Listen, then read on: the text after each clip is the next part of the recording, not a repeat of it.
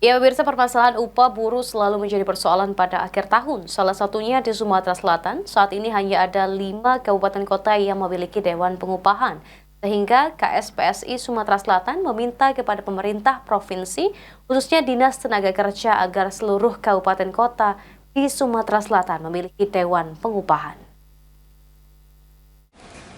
Upah buruh selalu menjadi persoalan pada akhir tahun ketika hendak ditetapkan, salah satunya untuk di Sumatera Selatan karena belum adanya Dewan Pengupahan di sejumlah daerah. Oleh karenanya, Ketua KSPSI Sumatera Selatan Abdullah Anang meminta agar seluruh kabupaten kota di Sumatera Selatan memiliki Dewan Pengupahan agar nantinya saat penentuan upah di kabupaten kota tidak alami permasalahan dan gejolak sehingga dapat memenuhi kebutuhan hidup yang layak dari para buruh di daerah. Adanya Dewan Pengupahan sendiri menurut Anang adalah amanah dari undang-undang dan pemerintah wajib untuk mentaati. Upah ini diserahkan ke kabupaten kota sesuai dengan kebutuhan hidup layak masing-masing.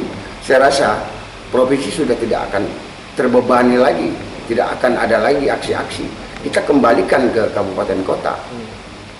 Jadi kita minta gubernur yang akan datang melalui Dinas Tenaga Kerja Provinsi agar mendorong Dinas Tenaga Kerja Kabupaten Kota untuk adakan Dewan Pengupahan dan LKS tripartit. Sampai saat ini di Sumatera Selatan hanya ada 5 kabupaten kota yang memiliki Dewan Pengupahan, sehingga daerah yang tidak memiliki Dewan Pengupahan harus mengikuti aturan upah yang ditetapkan pemerintah provinsi. Tim Liputan PAL TV.